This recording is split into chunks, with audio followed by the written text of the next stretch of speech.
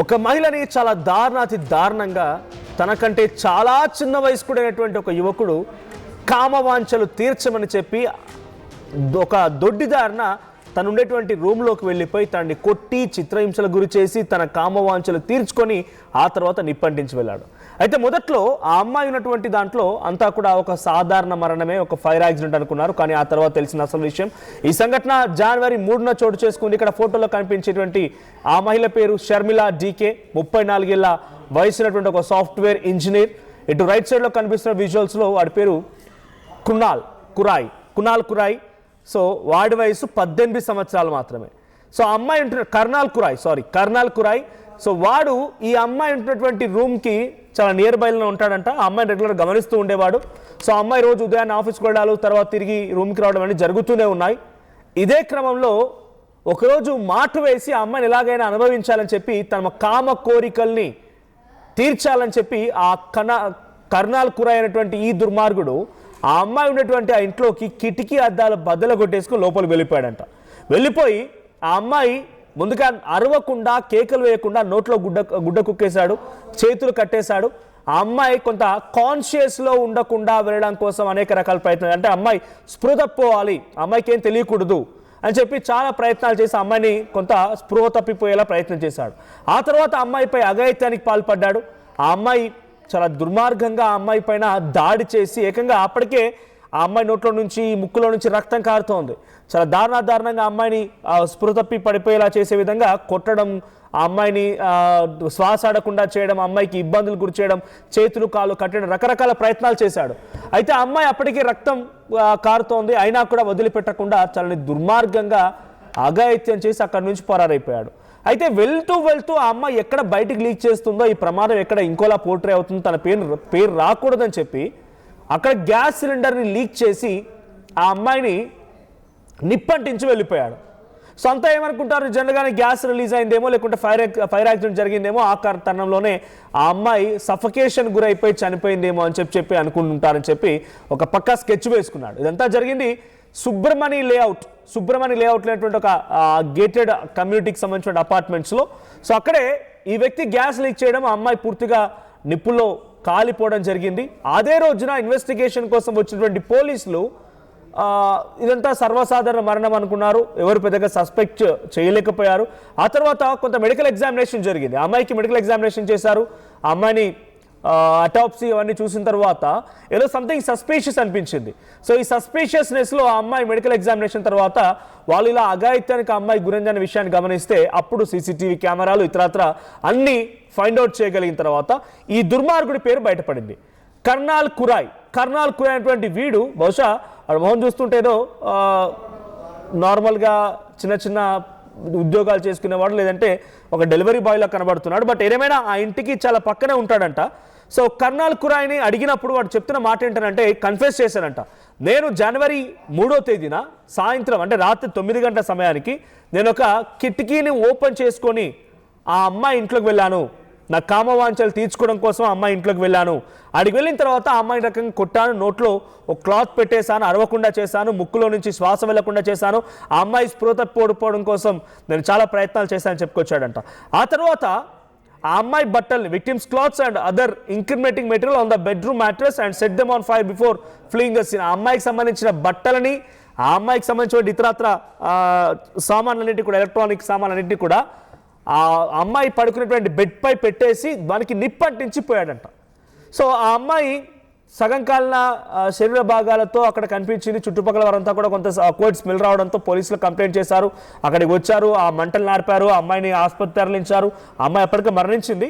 So అక్కడికి వెళ్ళిన తర్వాత కొంత క్రాస్ వెరిఫికేషన్ చేసి మెడికల్ ఎగ్జామినేషన్ చేస్తే అసలు విషయం బయటపడింది. So following the confession and corroborating evidence, the accused has been booked under BNS sections 103 of 1, 64 of 2, 66 and 238 ఈ సెక్షన్ల కింద కేసు నమోదు చేశారు. ప్రజెంట్ పోలీస్ అదుపులో ఉన్నాడు. సో అసలు విషయాన్ని పోలీసులు చాలా ఆలస్యంగా తెలుసుకున్నారు. ఘటన జరిగింది జనవరి 3వ తేదీన, అయితే ఈ రోజు ఈ అసలు విషయం బయటపడింది. ఎస్, మా ప్రతినిధి పవన్ ఉన్నారు. పవన్, సిచ్యువేషన్ ఏంటి, అప్డేట్స్ ఏమున్నాయి? ఆ అమ్మాయి ఒంటరిగా ఉంటుందా? ఆ అమ్మాయి ఉంటున్నటువంటి ఆ ఇంట్లో, అపార్ట్మెంట్లో, ఆ రూమ్ దగ్గర ఎవరు గమనించలేకపోయారా ఇంత జరుగుతూ ఉన్నా కూడా? మనోజ్ కేవలం తనకు సెక్స్ సహకరించలేదన్న కోపంతో టీనేజర్ ఒక మహిళను దారుణంగా చంపిన ఘటన బెంగళూరులో వెలుగు చూసింది. యాక్సెంచర్ లో సాఫ్ట్వేర్ ఇంజనీర్ గా పనిచేస్తున్నారు షర్మిల డీకే.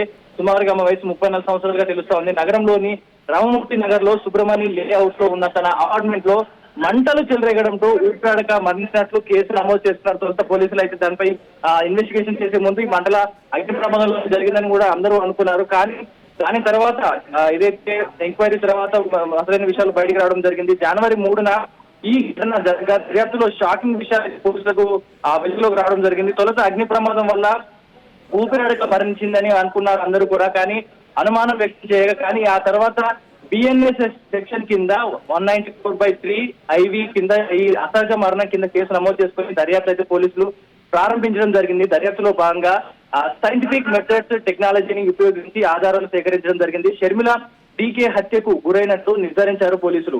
సో నిందితుడిని కర్నల్ గురైగా పోలీసులు గుర్తించారు. ఎందుకంటే చుట్టుపక్కల సీసీ కెమెరా కానీ ఆమె చుట్టుపక్కల ఫాలో అవుతున్న కొంతకాలంగా ఏమేమి దొరుకుతుంది 1 వీక్ బ్యాక్ కూడా అన్ని సీసీటీవీ ఫుటేజ్ కాల్ రికార్డ్స్ అన్ని కూడా చెక్ చేసుకుంటూ కర్నల్ గాని నిందితుడిని అయితే గుర్తించడం జరిగింది. సో అతన్ని అదుపులోకి తీసుకొని పోలీసులు తమదైన స్టైల్లో విచారించగా కర్నల్ షర్మిల ఇంటి పక్కనే ఉంటున్నట్టు కూడా పోలీసులు గుర్తించారు. జనవరి 3న రాత్రి 9 గంటలకు షర్మిల ఇంట్లోకి స్లైడింగ్ విండో ద్వారా వెళ్ళినట్టయితే పోలీసులు గుర్తించారు. అతను ఇదంతా కూడా పోలీసుల ముందు తన కన్వెన్షన్ ఒప్పుకోవడం జరిగింది. తన వాంగ్మూలాన్ని ఇవ్వడం జరిగింది. ఆపై లైంగిక దాడికి ప్రయత్నించగా తీవ్రంగా ప్రతిఘటించడంతో నోరు ముక్కు మూసి సోగోల్పోయేలా చేశారంటూ కూడా కర్నల్ ఈ విషయంలో తనకు తానే వెల్లడించడం జరిగింది. ఇద్దరి మధ్య జరిగిన ఈ ఘర్షణలో ఆమెకు తీవ్ర రక్తస్రావం కూడా అయినట్టు అదే కర్నలే చెప్పుకోవడం జరిగింది. అనంతరం షర్మిల చనిపోవడంతో సాక్ష్యాలను నాశనం చేసేందుకు ఆమె బట్టలు నేరానికి కారణమైన వస్తువులు అంటే ఆ అపార్ట్మెంట్ లో అమ్మాయిపై రాత్రి సమయంలో ఇలా ఒక గుర్తు తెలియని వ్యక్తి ఎంటర్ అవుతూ ఉన్నాడు అన్నప్పుడు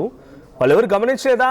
ఆ ఉన్నటువంటి ఇంటి పక్కల వాళ్ళు కానీ లేకపోతే అపార్ట్మెంట్ కు వాచ్మెన్ లేకపోతే తన ఒక ఒంటరిగానే ఉంటుందా? ఈ యొక్క స్కెచ్ ఎప్పటి నుంచి వేసి ఉంటాడు? గత కొంతకాలంగా షర్మిలను ఫాలో అవుతున్నట్టయితే పోలీసులు గుర్తించడం జరిగింది. ఇది అపార్ట్మెంట్స్ కావడంతో అపార్ట్మెంట్స్ కి బాల్కనీలు అన్ని కూడా పక్క పక్కనే ఉంటాయి. ఒక బాల్కనీ పక్కన మరి పైప్స్ ఏదైతే వాటర్ పోవడానికి వాటర్ పైప్స్ ఇవన్నీ ఉంటాయి. దాని పక్కనే ఇలా స్లైడింగ్ ఉండడం జరిగింది. ఈ నిందితుడు అర్ధరాత్రి సమయంలో తన అపార్ట్మెంట్ స్లైడింగ్ నుంచి ఇలా పైప్స్ పట్టుకొని పక్క దాంట్లోంచి వారి బాల్కనీలోకి వెళ్ళి ఇంట్లోకి అయితే చొరబడడం జరిగింది. సో బయట నుంచి ఎలాంటి ఘటన లేదు. ఎందుకంటే ఇంటి ముందు తలప వేసుకుని ఉంటుంది కాబట్టి ఇంట్లో వచ్చే ఛాన్స్ లేదు. ఇలా స్లైడింగ్ ద్వారా లోపలికి వెళ్ళిన అతడు ఆమె తీవ్రంగా ప్రతిఘటించడంతో ఇక్కడ నిజం బయట చెప్తుంది, ఇవన్నీ ఒప్పుకోవడం లేదు, ఏదో ఒకటి చేసేయాలి, మళ్ళీ మా పేరు పోతుంది, లేకపోతే పోలీసులను అరెస్ట్ చేస్తారన్న నేపథ్యంలో ఆమెని అలాంటి బలాత్కారంగా పూర్తి చేసి ఆమె మరణించడం గల కారణమయ్యాడు. సో ఇదంతా పోలీసులు ఇదంతా కూడా అసహజంగా లేదు, ఇదంతా తేడా కొడుతున్నట్టు ఇన్వెస్టిగేషన్ చేయడంతో ఈ పక్కనే ఉన్న ఈ కర్నల్ అయితే విచారించడంతో పూర్తిగా అతను నిజాలు ఒప్పుకోవడం జరిగింది. అతనిపై అయితే పోలీసులు బిఎన్ఎస్ఎస్ సెక్షన్ కింద 103/1, 64/2, 66 and 238 కింద కేసు నమోదు చేసి తనను జైలుకైతే తరలించడం జరిగింది. ఇలాంటి ఘటనలు మళ్ళీ జరగకుండా పోలీసులు అయితే అప్రమత్తంగా ఉంటున్నట్టు చెప్తున్నారు. ఏదైతే స్లైడింగ్ విండో ద్వారా చాలా చాకచక్యంగా ఇంట్లో కూర్చి ఒంటరిగా ఉంటున్న మహిళపై ఇలాంటి ఘటనకి పాల్పడ్డ అతనిపై తీవ్రంగా శిక్షలు పెట్టాలి, అతనికి ఉరిశిక్ష వేయాలంటూ కూడా బెంగళూరు ఉన్న విద్యార్థి సంస్థలు కానీ అక్కడ ఉన్న సాఫ్ట్వేర్ ఇంజనీర్లు పెద్ద ఎత్తున ధర్నాలు చేస్తా ఉన్నారు. మనం right, thank you Pavan. So మొత్తంగా బెంగళూరులో ఈ అమ్మాయి షర్మిల అనేటువంటి 34 ఏళ్ల అమ్మాయిని 18 ఏళ్ళలో ఒక యువకుడు తన కామవాంఛలు తీర్చాలని చెప్పి తను ఒంటరిగా ఇంట్లో ఉన్న సమయంలో దొడ్డిదారిన తన ఇంట్లోకి విండో ద్వారా వెళ్ళిపోయి ఆ తర్వాత అమ్మాయిని ఎలాగైనా సరే స్పృతపిపోయేలా తనని ఇష్టం వచ్చినట్టు కొట్టడాలు, నోట్లో క్లాత్ పెట్టి ముక్కులో నుంచి శ్వాస రాకుండా ప్రతిదీ కూడా తనని ఒక మెంటల్ టార్చర్ కొంత రోజుల నుంచి ఈ స్కెచ్ వేసి ఉంటాడు బహుశా. సో తనని అనేక రకాలుగా ఇబ్బందులు పెట్టి ఒక రకంగా తనని మెడికల్ ఎగ్జామినేషన్ చేసినప్పుడు చాలా ముక్కులో నుంచి రక్తం కారింది, నోట్లో నుంచి రక్తం కారింది, తనని చాలా దారుణం కొట్టడంతో ఒంటిపైన కొన్ని దెబ్బలు కూడా ఉన్నాయంట. అయితే ఇదంతా జరిగి తన కామవాంఛలు తీర్చుకున్న తర్వాత యువకుడు ఎలాగైనా ఈ అమ్మాయి మళ్ళీ బయటికి వెళ్ళి చెప్తుంది, అమ్మాయిని హతమార్చాలని చెప్పి తన బట్టల్ని తనకు ఎలక్ట్రానిక్ గూడ్స్ అన్నింటి కూడా తను పడుకునే బెడ్పై వేసి నిప్పంటించి వెళ్ళిపోయాడు. అవన్నీ మండుతూ ఉన్నాయి, తన ఒంట్లపై కూడా కొంత గాయాలున్నాయి, మంటబండి తన నిప్పంటింది, తనకు కూడా కొంత బర్న్స్ కూడా ఉన్నాయి. సో ఇప్పుడు పోలీసులకి చుట్టుపక్కల వాళ్ళంతా కూడా సమాచారం ఇస్తే పోలీసులు అక్కడికి చేరుకున్నారు, అమ్మాయిని పరిశీలించారు, వెంటనే హుటాహుట్న అటు డాక్టర్ల సమక్షంలో తనకి అటాప్సీ నిర్వహించారు.